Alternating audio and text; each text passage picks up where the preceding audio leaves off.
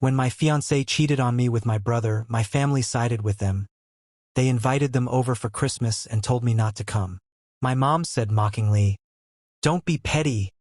They're in love." My brother smirked. "She picked a better man." Dad declared, "Stop playing the victim. You were never worthy of her." I just smiled and said, "You've all shown who you really are. Thank you for making my decision to cut all ties easier." For months later, I made the decision that destroyed our family. Now they call every day, "Please, you are all we have left." I'm not even sure where to start with this, and honestly, just typing it out is making my hands shake a bit. I never thought I'd be this person, someone who shares their personal disaster online, looking for some kind of sense or just an outlet. But here I am. I guess I just need to get it out somewhere, maybe clear my own head. It started with this weird, creeping feeling. You ever get that? That gnawing sense that something's off, but you can't quite put your finger on it? It's like a subtle hum of anxiety that you can't shake. That was me last November. Lily, my fiancée, suddenly became obsessed with her phone. Not the usual endless scrolling or TikTok addiction. No, this was different. She'd get a notification, her eyes would dart to the screen, and she'd instantly angle it away from me. Sometimes she'd leave the room to answer a message. When I asked about it, she'd just wave it off, saying it was her group chat, and I didn't push. We always had this thing where we respected each other's space. Or at least, I thought we did. But it kept happening. More than usual. I'd walk into the room and she'd snap her phone shut or suddenly become interested in some random object in the room. My gut was twisting itself into knots, but I kept telling myself I was being paranoid. Lily was always social, she had her little friend groups, her chats. That was just who she was. At least, that's what I tried to believe. Then came Jake. My older brother. Jake had been away for a while, living his best life in another city, and everyone in the family treated him like the second coming of Christ. Jake could do no wrong. Even as kids, he was the golden boy, smart, charming, the one everyone looked at with pride. And I was me, the other brother. Jake came back to town for the holidays, and naturally, everyone was thrilled. My parents couldn't stop talking about him, how much he'd grown, how well he was doing. I didn't mind, I'd gotten used to playing second fiddle. But what I wasn't prepared for was how quickly Lily got involved in his return. At first, it seemed normal. Lily was just being nice, helping Jake settle back in, showing him around the city. But then it was every other day. They'd go out for drinks, she'd help him pick out stuff for his new place. I even called her one evening and she told me she was home, but I could hear Jake laughing in the background. She brushed it off, saying he was just over for a bit. I didn't push. But the signs kept stacking up. Plans we'd made were suddenly canceled. Lily would say she was too tired to go out, but then she'd post a picture from a restaurant, smiling wide, and in the background, I'd see the edge of Jake's favorite jacket, the stupid red one he wore everywhere. I didn't want to be that guy, the jealous, paranoid boyfriend. I didn't want to be the one snooping through her phone or demanding explanations. So I tried to rationalize it. They were just friends, right? I mean, it was my brother, of all people. Why would I think anything else? But then it all came crashing down in the worst possible way. My family has this big group chat, just the usual family chaos, sharing memes, planning get-togethers. So when my mom messaged me saying, "It's probably best if you skip Christmas this year," I thought it was some kind of mistake. I scrolled back through the messages, trying to figure out what she meant, and saw my dad and Jake both chiming in, saying it was for the best, that it would be too awkward. Awkward? What the hell were they talking about? I texted Lily, trying to get some clarity, but all she sent back was, "I'm sorry. This is for the best. Nothing else." My hands were shaking. My heart was pounding so loud I could hear it in my ears. I called my mom. No answer. I called my dad. Straight to voicemail. Finally, Jake picked up and he didn't even hesitate. "Yeah, Lily and I are together now.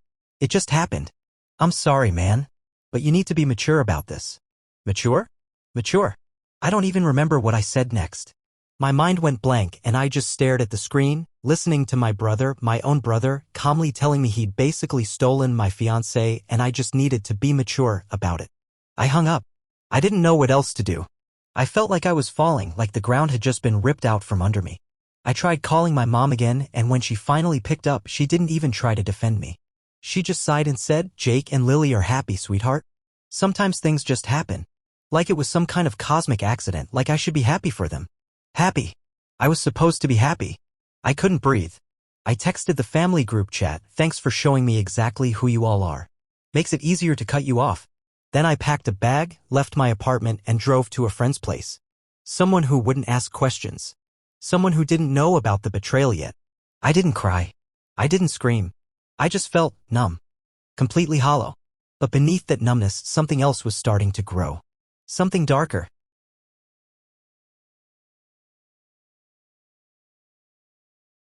I didn't sleep that night. I tried. I laid on the too-soft couch in my friend's spare room, staring at the ceiling, feeling like a ghost of myself. Every time I closed my eyes, I saw Lily's face, heard Jake's voice, calm, almost bored, telling me to be mature, telling me he and Lily were together now, telling me to just accept it. But I couldn't. I was stuck in this endless loop of thoughts, trying to figure out where it all went wrong. How did I miss it? Was it something I did? Something I didn't do? And the more I thought, the angrier I got. I wasn't just hurt. I was furious. Not just at them, but at myself. For being so damn trusting. For never questioning it. For playing the backup role in my own life. The next morning, my phone was a battlefield. Missed calls from my mom. A string of texts from Jake ranging from, "We didn't mean to hurt you," to, "Stop making this harder than it has to be." I didn't reply to any of them. My dad finally texted, "You need to stop being dramatic. Family is family. Jake and Lily are happy. Don't ruin it." Ruin it? I was the one who'd been ruined. I couldn't stand it. I blocked my mom, my dad, and Jake's numbers. I blocked Lily too. I was done. Or at least I wanted to be. But even as I tried to shut them out, they were still in my head. My parents always treated Jake like the golden child. The one who could do no wrong. The one they bragged about at family gatherings while I was the reliable one, the steady one. The one who always understood. I spent the next few days drifting between numbness and rage. I barely ate. I didn't talk to anyone except my friend, who respected my silence. I'd go for walks around the neighborhood, trying to clear my head, but all I saw were reminders of them. Couples laughing, families decorating for Christmas. It was like the universe was mocking me.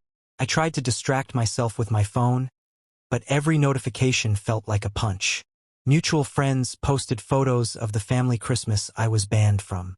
My mom even posted a picture of Jake and Lily, arms around each other, smiling.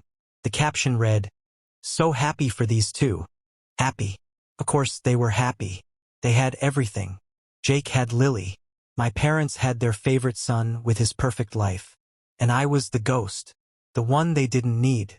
Anger started replacing the sadness. It was a slow burn at first, a simmering resentment. But then it started to boil over. I started thinking back to all the times I'd been the one cleaning up after Jake's mistakes, covering for him, doing the boring, thankless tasks for my parents because I was the reliable one. But reliable just meant invisible. I wasn't even really angry at Lily anymore. I was angry at all of them, for making it so easy to cut me out, for showing me exactly where I stood in their world. I went back to my apartment to pack the rest of my stuff. My plan was to grab what I could and leave without bumping into anyone. I didn't want to see Lily's face. I didn't want to hear her voice. But when I walked in, it was like a ghost town. The apartment was exactly as I'd left it. Her things still scattered around, her favorite sweater draped over the chair. For a second, I just stood there, staring. My chest felt tight, and for the first time in days, I thought I was going to cry. But I didn't. I just started packing. I grabbed my clothes, my books, anything that was mine, anything that didn't have her touch on it. As I loaded boxes into my car, I found a photo album, one of those cheesy ones we made together after our first trip. Smiling faces, stupid poses, inside jokes. I almost tossed it right there. Instead, I shoved it in the bottom of a box. I didn't have the strength to deal with it yet. My friend didn't ask questions when I showed up with more boxes. He just helped me drag them inside and then handed me a beer. I tried to thank him, but the words got stuck in my throat. Over the next few days, I tried to rebuild some sense of normal. I texted a few friends, just to let them know I was around. Most of them were shocked. A couple tried to tell me it must be a misunderstanding. But it wasn't. It was painfully clear. I told them I didn't want to talk about it. Not yet. I spent hours replaying everything in my head. The months before, all those little moments that suddenly made sense. The times Lily canceled plans, the way Jake always seemed to be around. I was so stupid, so damn trusting. And underneath that anger, I started to feel something else. Something darker. I didn't just want to forget. I wanted them to feel what I was feeling. I wanted them to know what it was like to be cast aside, ignored, used. I wasn't ready to admit it yet, but I was starting to think about revenge. Not in some crazy, destructive way. I wasn't going to go full psycho on them, but I wasn't going to be their doormat anymore. I didn't care if they thought I was overreacting. I didn't care if they called me dramatic. I wasn't going to play their game anymore, and I sure as hell wasn't going to be the one who quietly walked away.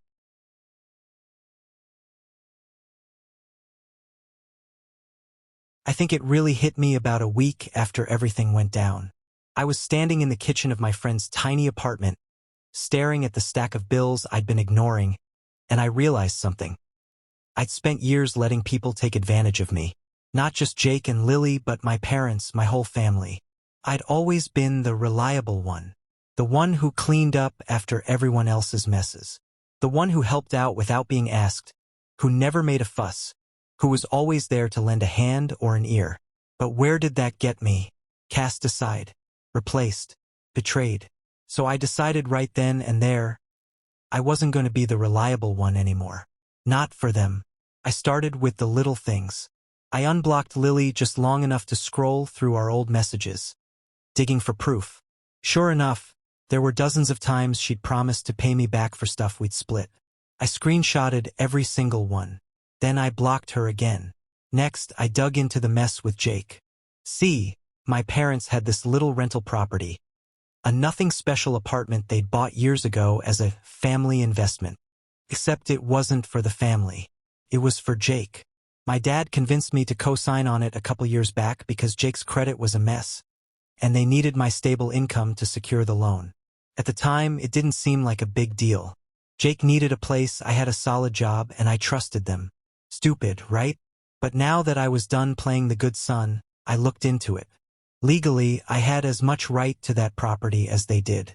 I didn't even hesitate. I started drafting an email, telling them I was pulling out. They could buy me out or I'd force a sale. I didn't send it yet. Not right away. I wanted to time it right, but the idea felt good. For the first time in weeks, I felt like I had control over something. I texted Lily again, this time with the screenshots. You owe me $520. I want it by the end of the month. She left me on read. Of course she did. But I wasn't going to let it slide. I looked up how to file a small claims case in my area, took screenshots of that too, and sent them to her. Pay me or I'm filing. Your call. Then I blocked her again. Jake was next. I didn't bother messaging him. I didn't want to hear whatever excuse he'd come up with, whatever self-righteous garbage he'd spew about how they were in love and I needed to move on. No, he wasn't my brother anymore. He was just a squatter living rent-free in a place I had a legal claim to. I tweaked the email, made it clearer. They had 30 days to either buy me out of the property or I'd initiate a sale. I attached the paperwork, the loan documents with my name right there next to Jake's. I even included a section that laid out how much I'd contributed over the years to keep that place running. Then I hit send. Within 10 minutes, my dad called. I didn't answer. He left a voicemail and I didn't even listen to it. Mom texted next, pleading, saying we could talk it out. I ignored her too. Jake finally tried. His message was just one line. Are you serious right now? I didn't reply. And then silence. For a day. 2 days. Nothing. I started thinking maybe they'd just give up, pay me off quietly, and I could walk away clean. But then the group text started. First, my dad. You're being unreasonable. This is family. My mom. Please don't do this. It's just property. Jake.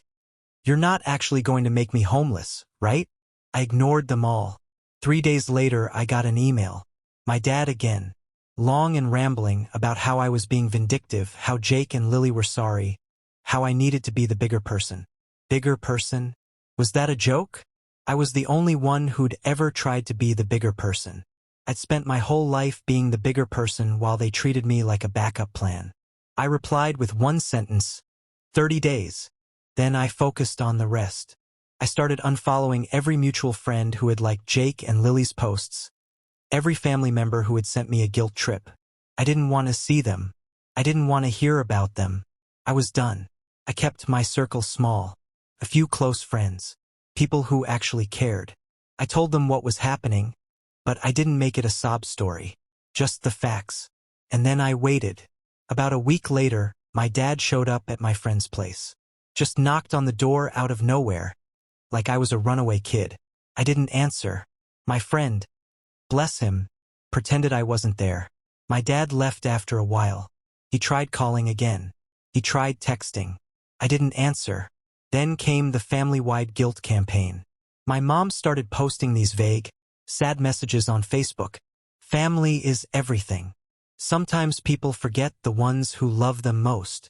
I just laughed. Jake tried to rally support too.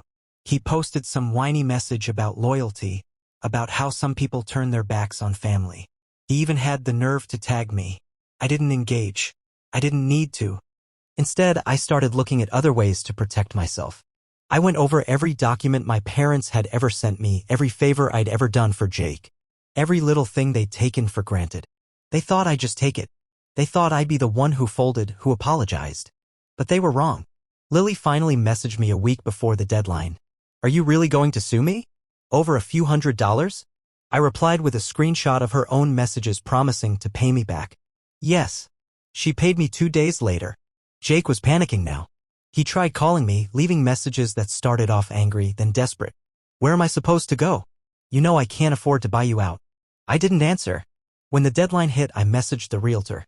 I gave them the go-ahead to list the property. I forwarded the listing link to my parents. No message. Just the link. That's when everything really exploded.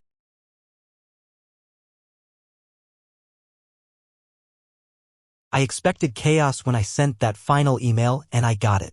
Within minutes, my phone was lighting up like a Christmas tree. Calls from my dad, my mom, Jake, even a few of my aunts who clearly got roped into the family drama. I didn't answer any of them. Instead, I just sat back and watched. I had no intention of explaining myself. They knew exactly what they did. They knew exactly what lines they crossed. They just didn't expect me to actually stand up for myself. Jake left me a series of increasingly desperate voicemails. He started with anger, "Are you kidding me, man? You can't do this." Then came the guilt, "Please, come on. Don't do this to me. We're brothers." Finally, the panic, "I've got nowhere to go." I deleted them without listening to the end. My dad tried a different approach. He called, texted, and finally sent an email, "You're tearing this family apart. This is just a misunderstanding. We can fix this. We just need to talk." But I knew what talk meant. It meant they would try to guilt me, twist things around, make me feel like I was overreacting. Like I was the problem. So I didn't reply.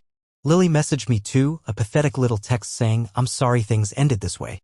I didn't want it to be like this." I didn't respond. She didn't want it to be like this? She didn't mind betraying me, didn't mind shoving a knife in my back and smiling while she did it.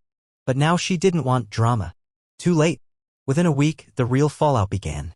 Jake couldn't afford the place without me, and my parents couldn't buy me out. So the property went up for sale. The realtor's sign went up on the front lawn, and it was like a slap in the face for all of them.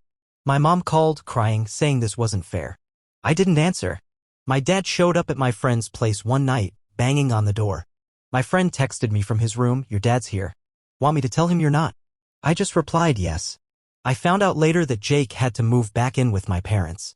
Lily didn't follow him. They tried to play house for a while, but without their cozy little secret hideaway, it didn't last. She ended up going back to her old place. A mutual friend told me they were fighting constantly, blaming each other for everything falling apart. Good. Meanwhile, I was finally getting my life back. I cut out every family member who tried to guilt me, every friend who tried to play the middle ground and tell me I should just forgive and forget. They didn't understand. They didn't know what it felt like to be used, betrayed, and discarded by the people you trusted most. The sale of the property finally closed and the money hit my account. It wasn't life-changing, but it was enough to help me reset. I paid off some bills, upgraded my old car, and started looking for a place of my own. A place that wasn't tainted by memories of them. Then the apologies started coming. My mom sent me a long, rambling email about family, forgiveness, how they never meant to hurt me. My dad tried the tough love approach, telling me I was being childish, that I was letting a little drama destroy everything. But they didn't get it. It wasn't just about Lily or Jake. It was about everything. It was about a lifetime of being second best. Of being the reliable one, the backup plan. The one who was always supposed to be fine, no matter what. So I left them all on read. I didn't answer. I didn't explain. I didn't owe them anything. A few weeks later, I heard from a cousin that my parents were struggling. Their finances were a mess without the rental income, and Jake was just another mouth to feed. Lily had moved on. Jake was drinking more. My dad was trying to sell some old family stuff to make ends meet. I didn't feel sorry for them. Not even a little. They made their choice. They showed me exactly where I stood. And now they were dealing with the consequences. Jake tried one last time, leaving a voicemail that was half sobbing, half pleading. He said I was ruining his life, that he didn't mean for things to turn out like this. That he was sorry. But he never said what he was sorry for. I deleted it. Lily messaged me one more time too. Just a single line, "I hope you're happy." I didn't even bother blocking her. I just ignored it. I moved into my own place, a small but cozy one-bedroom with a view of the city. I got a better job, made a few new friends. My life wasn't perfect, but it was mine. And I didn't have to be the reliable one for anyone but myself. My parents still send the occasional guilt trip email. My mom still posts her sad, vague Facebook statuses about family being complicated. But they don't know where I live. They don't know my new number. They don't have any control over me anymore. Jake? I have no idea where he is now. Last I heard, he was still bouncing between dead-end jobs, trying to patch things up with Lily, then giving up. But that's not my problem. I'm done. If they wanted a family without me, now they have it. And for the first time in my life, I'm free.